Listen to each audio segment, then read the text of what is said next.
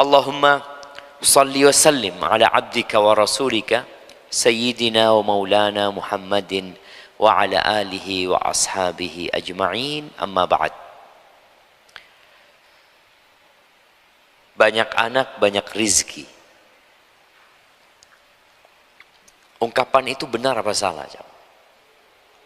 Siapa yang mau jawab? Anak kasih hadiah. Gimana jawabannya?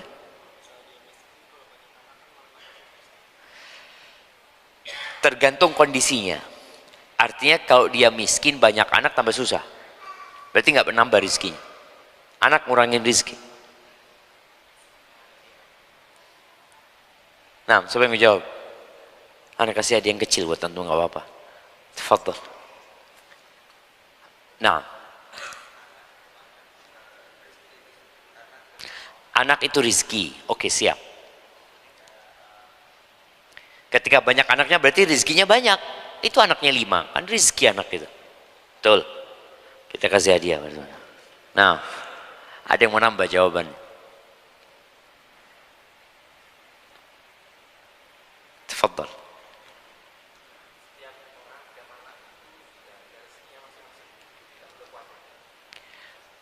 Jadi ketika anak itu lahir, dia bawa rizki sendiri. Anak itu sudah rizki dan dia bawa rizki. Masya Allah, anak kasih hadiah buat antum. Fadhol. Nah, oh tak, kembalikan kanan itu. Kembalikan kanan. Antum sudah nikah kan? Iya, ini soalnya buat cari jodoh. Makanya anak ganti. Nah, anak kasih ini buat antum. Fadhol. Iya. Jadi ungkapan banyak anak banyak rizki itu dulu ungkapan yang sebenarnya benar dari satu sisi, tapi perlu diluruskan adanya pemahaman-pemahaman yang menyimpang dari ungkapan ini. Ini ungkapan muncul atau banyak terdengar setelah adanya gerakan KB. Keluarga berencana itu sebenarnya sebuah istilah yang bagus ya. Tapi ternyata di balik itu sebenarnya mencukupkan dengan 2 anak. Gak apa-apa keluarga berencana. Anak berencana punya anak 7. Kan tetap keluarga berencana. Punya rencana dia. Jadi memang yang masalah, yang tadi anak katakan banyak anak banyak rezeki itu, ketika orang tua ini memikirkan itu tapi tidak merencanakan. Oke, betul, setiap anak punya rezekinya. Tapi harus ada perencanaan yang matang. Mau lahiran anaknya, ya dia akan bawa rezeki sendiri. Loh iya, antum harus siapkan buat lahiran tuh bayar gitu loh. Bayar, betul. Makanya ada orang yang berencana, dia mau punya anak, dia berencana, anak nabung. Soalnya biaya untuk bersalin itu, ya berapa sekarang kalau normal? Nah, berapa? 1,5, 1,5 gitu kan? Dia merencanakan. Anak mau punya anak, ya bismillah. Dan anak itu memang sebagaimana disebutkan, bawa rizki anak itu. Tapi bukan berarti orang tua, ya sudah terserah bikin anak lagi seperti itu. Istrinya baru lahiran dapat 2 bulan, bismillah. Bikin anak lagi, loh ini baru 2 bulan. Iya Ustaz, kan bawa rezeki sendiri Ustaz. Nah, makanya dalam agama kita pun perencanaan itu ada. Seperti perencanaan menyempurnakan susuan. Berapa tahun? 2 tahun. Direncanakan. Enggak, ini mau nyusui 2 tahun. Difadhol. Ada perencanaan. Sebagian kita menikah dan ingin memiliki anak. Itu yang normal ya. Karena sudah muncul sekarang orang nikah nggak pengen punya anak.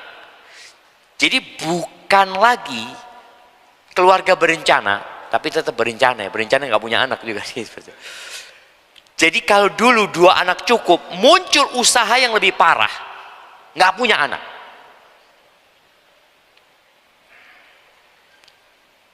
Ketika perkara ini dijadikan acuan oleh masyarakat, maka akan ada negara-negara yang tutup. Di antara negara yang mau tutup ini mana? Jepang. Tutup ya. Kalau nggak tutup, dia akan dikuasai oleh negara lain.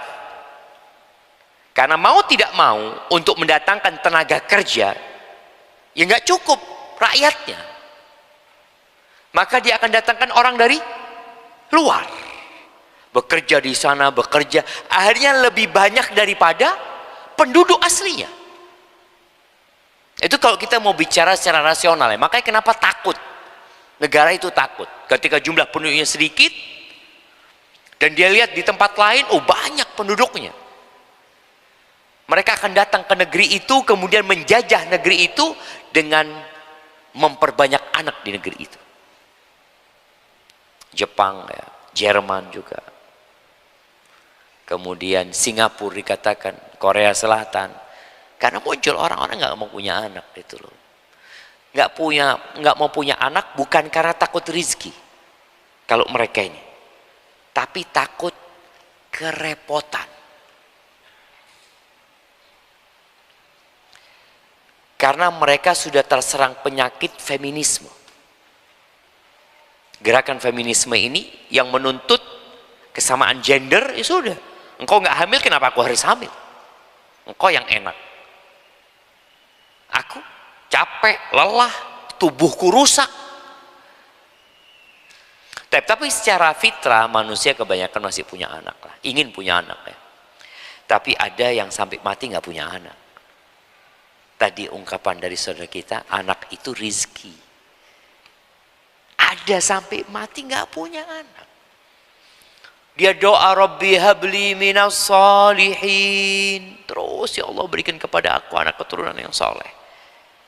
Sampai akhirnya ajal datang dan nggak punya anak. Anak ketemu dengan satu orang ya. Kemarin waktu umrah tanya, berapa anaknya bang? Biasalah obrolan kita itu kan, kalau ketemu sama orang, lihat sudah berumur, kita akan tanya apa? Anaknya berapa nih? Atau kalau sudah lebih tua, anak akan tanya, cucunya berapa?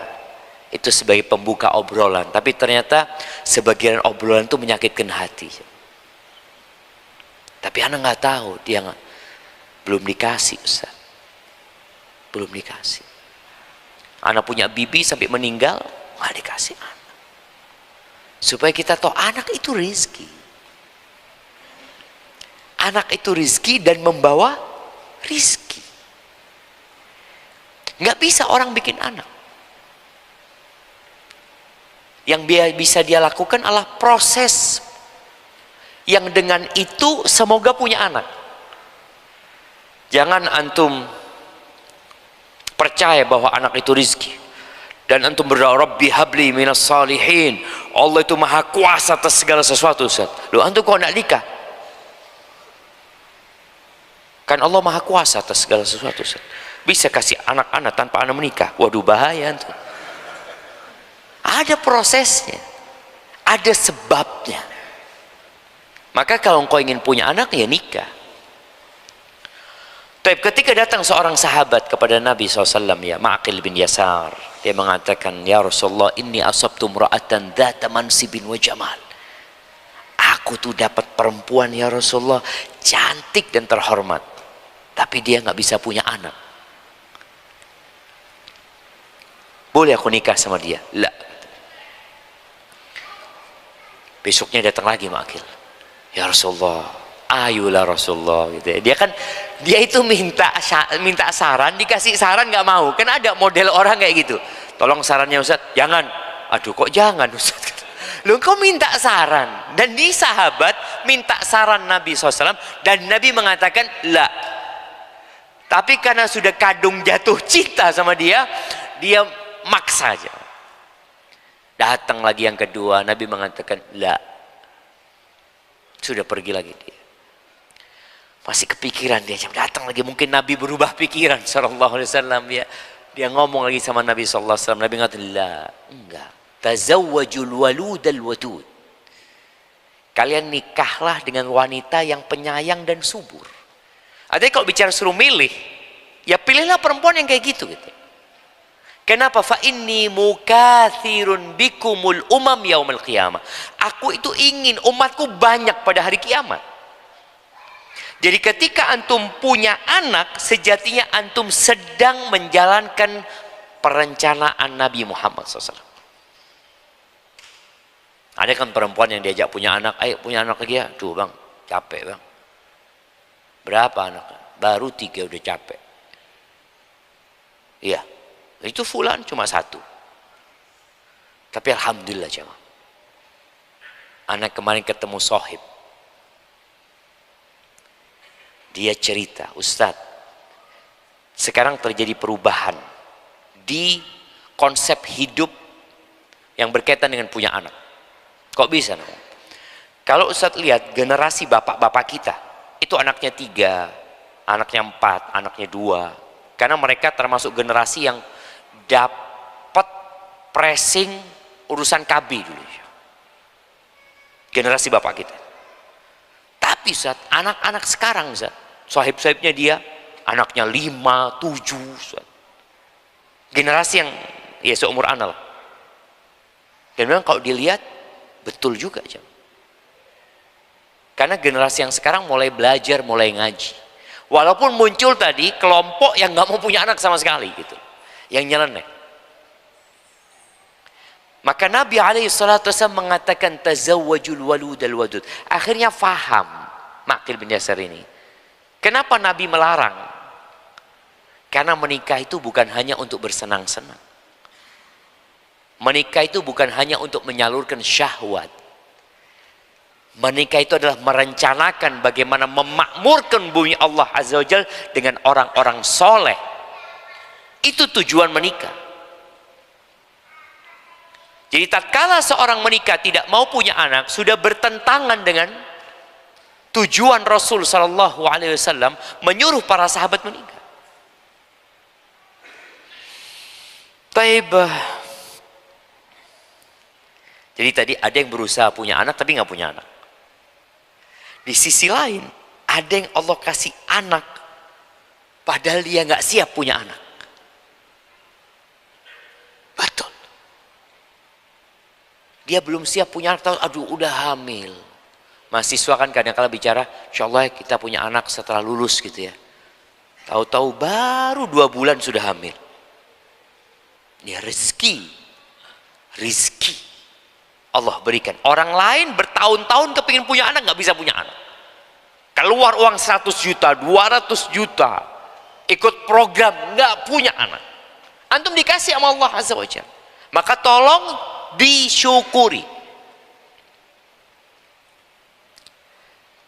Tapi Ustaz, khawatir masalah rizki.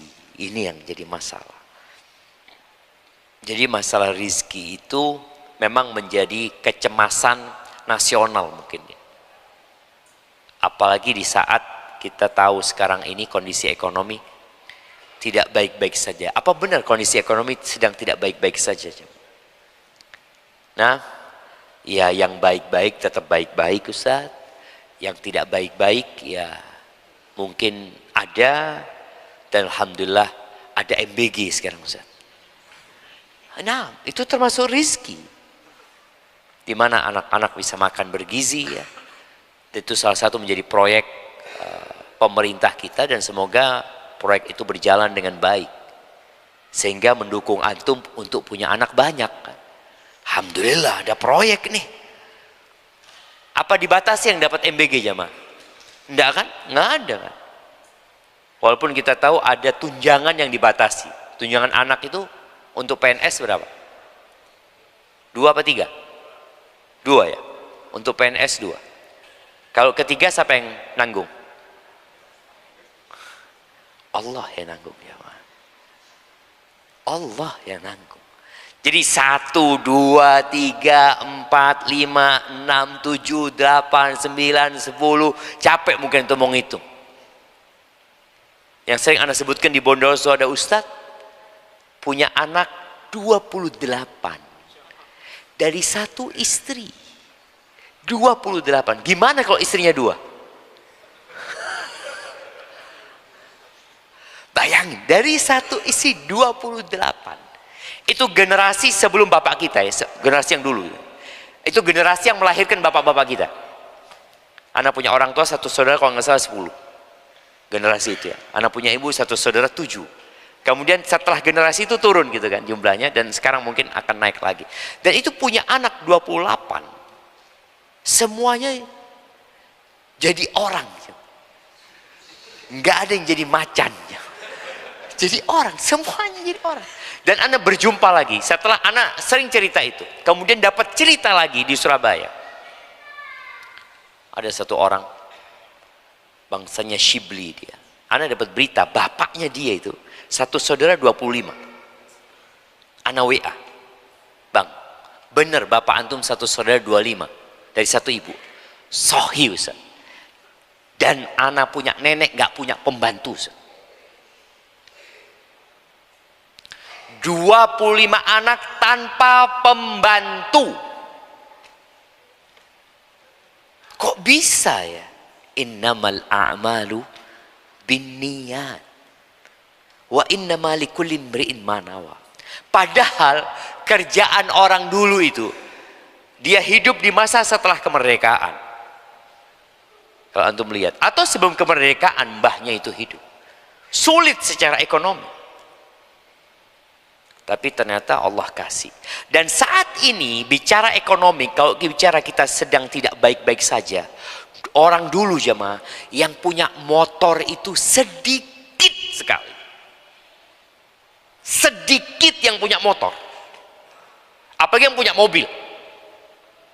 Sekarang, apakah ada rumah yang nggak punya motor? Ada. Mungkin bisa dihitung sama jari di kampung antum yang nggak punya motor. Motornya 1, 2, tambah motor listrik. Nah, terus apa yang dikhawatirkan sebenarnya?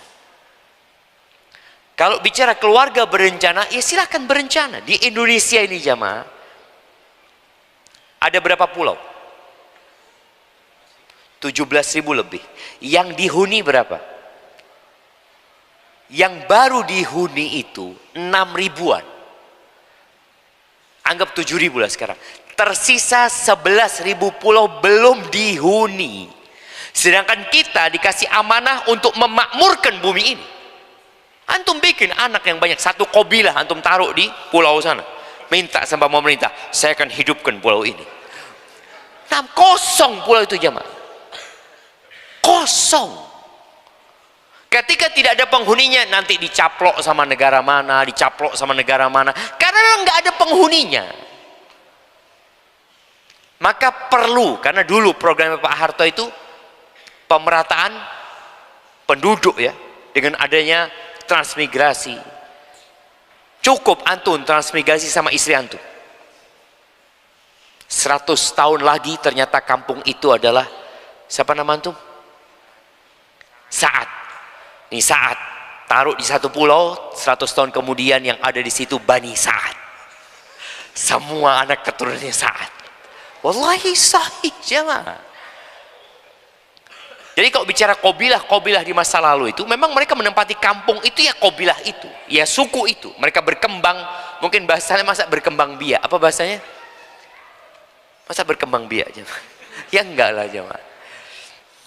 Jadi ungkapan banyak anak banyak rezeki itu ya dari satu sisi benar sebenarnya, tapi bukan berarti kita berkeluarga tanpa berencana.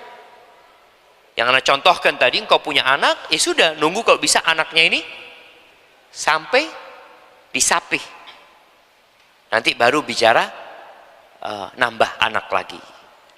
Walaupun enggak Ustaz, karena program anak ini 22 anak. Kalau nunggu disapih, tua istri anak nanti Ustaz. Ya sudah nggak masalah, punya perencanaan matang. Antara Hasan sama Husain itu dikatakan satu kali suci. Antara Hasan sama Husain, anaknya Fatimah, anaknya Ali bin Abi Thalib, cucunya Rasul sallallahu alaihi wasallam. Jadi setelah nifas kemudian bersih, lalu hamil lagi. Punya anak Husain radhiyallahu taala anhu. Ingat, anak itu nggak makan rezekinya orang tua. Anak itu tidak makan rezekinya orang tua. Loh Ustaz, anak ini sebelum punya anak gajinya 2,5 juta. Punya anak tetap Ustaz. Mana katanya anak itu, akhirnya anak tuh makan rezekinya anak. Enggak. Terlalu sempit ketika seorang berpikir rezeki itu adalah gaji. Terlalu dangkal ketika seorang berpikir anak itu dapat rezekinya dari orang tuanya. Enggak selalu dari orang tuanya, bisa jadi lewat orang lain. Ketika anak itu lahir tahu-tahu dapat hadiah. Hadiah itu diberikan kepada siapa? Kepada anak. Rizkinya tuh anak. Anak itu belum lahir saja sudah dicatat rizkinya. Allah Azza wa Jalla mengatakan wa ma min dabbatin fil ard di surat Hud ayat 6 ya. Wa ma min dabbatin fil ardi illa 'ala Allahi rizquha wa ya'lamu mustaqarraha wa mustawda'aha kullun fi kitabim mubin. Dan tidak ada suatu binatang melata pun di bumi ini melainkan Allah yang menanggung rizkinya. Dan subhanallah ya, rizki itu tidak ikut ijazah. Jangan antum berpikir yang kuliah di STD ini rizki antum akan lebih banyak daripada yang lulus pondok. Anak satu zat STDI lagi, itu pondok aja. Terus rizkinya lebih banyak mana? Nggak ada urusan sama ijazah dan tidak ada urusan sama ilmu. Binatang yang paling bodoh di Indonesia itu apa namanya? Di Indonesia, karena kalau di Arab keledai. Tapi di Indonesia nggak ada keledai. Makanya kadangkala kita itu perlu memberi contoh dengan sesuatu yang familiar di negeri kita. Keledai. Makanya Anda pernah tanya sama dokter, kenapa kalau bicara menu kesehatan atau menu makan sehat itu selalu disebutkan salmon, dok? Di Indonesia nggak ada salmon, dok. Dokter itu menjelaskan, iya, kita kadang-kadang menerjemahkan dari dokter-dokter luar negeri sana. Di sana ada salmon. Di sini di mana salmon hidup? Di freezer. Nggak ada di sungai salmon, wala di laut nggak ada. Anda sampaikan, apakah nggak ada gantinya di Indonesia? Ya ada di Indonesia lah. Apa di Indonesia gantinya salmon? Ikan apa? Ikan baung, ikan kembung, ikan... Enggak, ikan... Bukan, yang banyak durinya itu. Apa? Ikan apa? Enggak. Bandeng. Ikan bandeng. Ikan bandeng itu termasuk ikan yang berlemak. Makanya kok jadi ngomong ikan bandeng? Karena jadi kepingin makan ikan bandeng. Itu perutnya ikan bandeng. Zen. Masya Allah. Baik. Tadi mereka mencontohkan kalau ya di Arab, dan Allah mencontohkan di dalam Al-Quran dengan himar. Karena memang himar itu ma'ruf di sana sebagai contoh bodoh. Dan sekarang sudah bisa dilihat ya himar itu seperti apa. Tapi ada apa binatang yang bodoh di Indonesia? Ini asik kalau bisa dimatikan dulu. Nah, jamaah, orang itu kalau ngumpat dulu bodoh kayak kebu, kayak kerbau. Kerbau itu permisalan di negeri kita untuk binatang yang bodoh seperti kerbau. Pernah ngelihat antum kerbau kurus? Karena saya bodoh, saya kurus. Tidak ada. Kerbau itu kalau anda lihat, ya Allah, lemu-lemu kebui. Padahal tidak pernah sekolah. Di mana kuliah? Pernah lihat kerbau masuk ke kuliah? Ya kenapa? Saya berpikir bagian mencari rizki. Nggak ada. Allah tanggung rizkinya kerbau. Dan binatang itu ada dua jenis. Ada binatang yang membawa rizkinya. ada binatang yang tidak membawa rizkinya. Contoh binatang yang membawa rizkinya, yang menyimpan rizkinya apa? Semut. Itu bawa rizkinya, dia kumpulin. Ketika di musim, dia punya perencanaan juga gitu loh. Ada musim penghujan, dia berpikir harus mengumpulkan makanan. Tapi ada binatang yang nggak ada perencanaan, dia nggak ngambil rizki, dia nggak membawa rizkinya dia. Dia cuma makan setelah itu selesai. Seperti apa? Burung. Pernah antum lihat burung? Tahu-tahu dia bawa dahan padi banyak. Atau tahu-tahu dia berangkat ke mall beli kulkas gitu. Ini mau musim dingin kayaknya, atau musim hujan ya. Nggak ada cuma. Antum nggak akan lihat burung itu menjemur makanan ini itu, nggak ada. Tapi Allah mengatakan illa 'alallahi rizquha. Allah yang menanggung rizkinya. Jadi ini bicara iman. Allah tahu di mana tempat berdiamnya binatang itu, tempat penyimpanannya di mana, Allah tahu. Semuanya sudah tercatat di dalam Lauhul Mahfuz.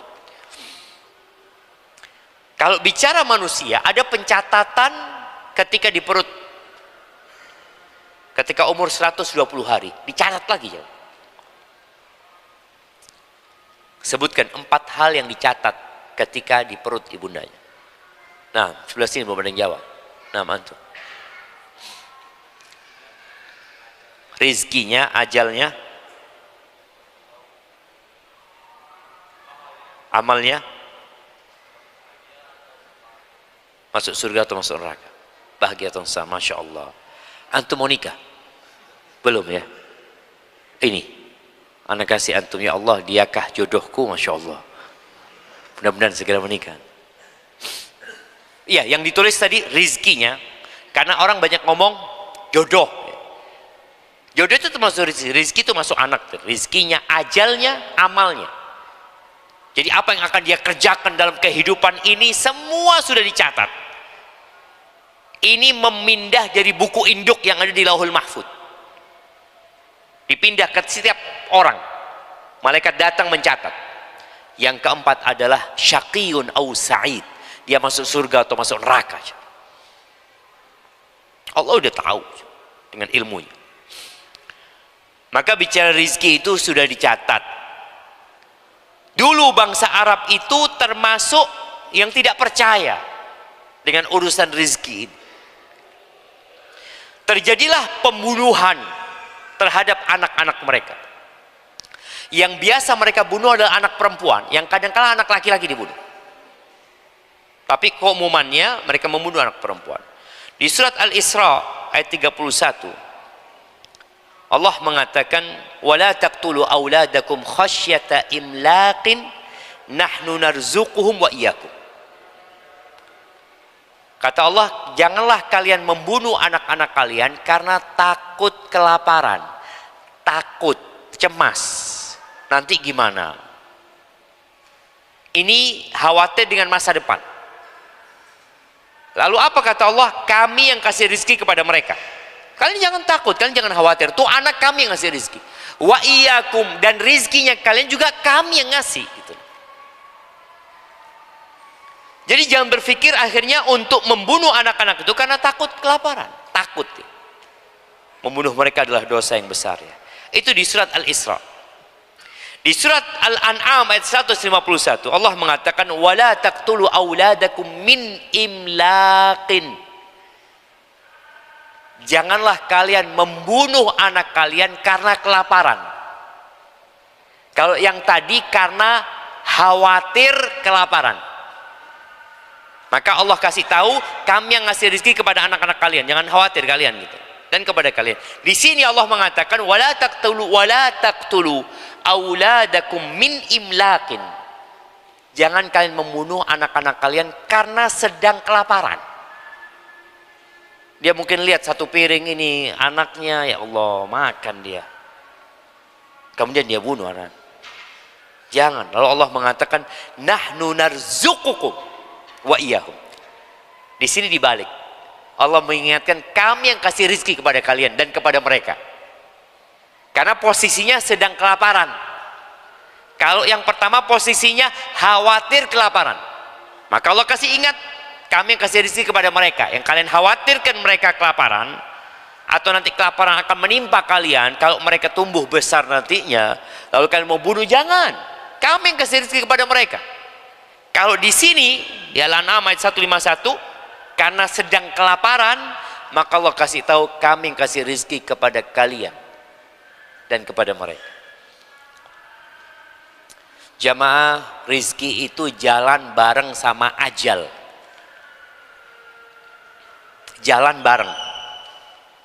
Orang yang rizkinya habis mati, walaupun uangnya masih banyak, berarti rizkinya dia sudah habis. Kita melihat orang itu kaya, punya rumah, punya tanah, punya aset, Masya Allah, jangan ditanya kekayaan orang ini, tahu-tahu mati, berarti rizkinya dia habis. Dan rizki itu bukan cuma harta ya. Rizki itu bukan hanya harta. Anak itu tadi udah sebutkan rizki. Engkau punya anak itu rizki. Ada orang habis 1 M tetap gak punya anak. Ingin, gak bisa. Padahal sudah datang ke dokter paling hebat, gak ada. Memang rizkinya gak ada anak. Antum dikasih rizki anak. Ahibati fillah. Jadi ketika kita sudah tahu bahwa Allah Azza wa Jalla yang menanggung rizki anak-anak kita dan kita sendiri, bagaimana kita sekarang bicara keluarga berencana? Apa yang antum rencanakan? Ya, berencana yang pertama ingin memperbanyak umatnya Nabi Muhammad SAW. Taib, Ustaz. Tapi kan juga harus ada persiapan. Iya. Bicara persiapan ada kelaziman. Maka orang mau nikah itu ya ada kemampuan. Maka Nabi SAW mengatakan, ya ma'syarasy syabab man istata'a minkumul ba'a falyatazawwaj. Wahai kaula muda, barang siapa memiliki kemampuan secara finansial yang paling utama di sini. Karena dia mau melamar anaknya orang, harus bayar mahar, dan harus ngasih makan dia, karena kewajiban suami memberikan nafkah. Maka disuruh nikah. Yang tidak mampu, puasa. Bagaimana indahnya Islam. Jadi Islam itu memberikan pengganti. Kalau engkau nggak mampu, ya puasa. Baik, kalau bicara umpamanya, ya, ana udah nikah Ustaz, ana nggak mau punya anak dulu Ustaz, karena sedang kuliah. Oke, itu rencana. Nggak apa-apa. Tapi bukan tidak mau punya anak. Tapi mau punya anak dengan direncanakan. Oke, insya Allah ana mau punya anak setelah kuliah. Subhanallah, setelah kuliah pun nggak punya anak. Lanjut S2 nggak punya anak. Lanjut S3 nggak punya anak. Supaya kita tahu, yakin bahwasanya semua sudah ditetapkan rezekinya. Tapi boleh manusia punya perencana, bahkan diperintahkan untuk berencana gitu. Sebagaimana Allah mengatakan, wa'iddu lahum mastata'tum min quwwah. Persiapkan untuk menghadapi mereka berbagai macam kekuatan, ya. Ini satu sisi bicara mempersiapkan kekuatan umat Islam itu, ya banyakin anaknya, salah satunya. Dan penulis-penulis barat sudah menyampaikan kelak suatu saat ketika terjadi perang dunia lagi, mereka yang punya rakyat banyak akan menang. Oh, nanti kan sudah AI, nanti kan sudah menggunakan teknologi ini itu. Tetap butuh manusia. Tetap butuh sama manusia. Baik, kita dengarkan azan dulu jemaah. Baik jemaah, jadi tetap perlu perencanaan yang matang bagi yang ingin punya anak. Bicara tadi bagaimana dia memilih ibunya, karena anak itu juga amanah. Dia harus memikirkan pendidikan anaknya. Dia harus memikirkan juga yang berkaitan dengan ya nafkah yang halal buat anak-anaknya. Dengan cara itu, keinginan kita untuk punya anak banyak tadi diiringi dengan usaha dan doa. Jadi bukan tatkala bicara banyak anak banyak rezeki kemudian kita tidak berupaya dan berusaha, tidak membuat perencanaan. Tetap harus membuat perencanaan dan kuatkan iman. kuatkan iman kita. Lau annakum tawakkaluna 'ala Allah haqqa tawakkulih, kata Nabi SAW, kalau kalian bertawakal kepada Allah dengan sebenar-benarnya tawakal, la razaqakum kama yarzuqut tayr, Allah akan kasih rezeki kepada kalian sebagaimana Allah memberikan rezeki kepada burung. Taghdu khimasan wa taruhu bitana, burung itu pagi keluar kerja cari makan, lapar dia, dan dia nggak tahu juga mau kemana, tapi dia balik dalam kondisi kenyang. Artinya jangan khawatir. Ada orang-orang yang mungkin rizkinya harian, rizkinya itu harian, artinya dia kerja hari itu dia makan, besok ya kerja lagi. Kan ada yang memang orang gajinya harian, ada orang yang mungkin gajinya bulanan, dia sudah punya persiapan untuk 1 bulan. Tapi ada orang yang enggak, besok anak kerja, kalau nggak kerja ya nggak dikasih Ustaz. Tapi bicara rizki tidak harus dengan bekerja, ada pintu-pintu rizki yang lainnya. Perbanyak istighfar, memohon ampun kepada Allah Azza wa Jal, kemudian bersedekah termasuk pembuka pintu rizki.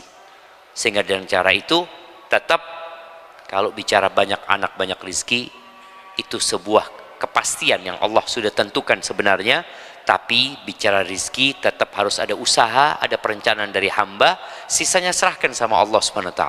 Jangan sampai kita tidak ada usaha, tetap harus ada usaha dan perencanaan. Hadza wallahu a'lam bissawab. Barakallahu fiik, itu yang dapat Anda sampaikan. Subhanakallahumma bihamdika asyhadu an la ilaha illa anta astaghfiruka wa atubu ilaik. Assalamualaikum warahmatullahi wabarakatuh.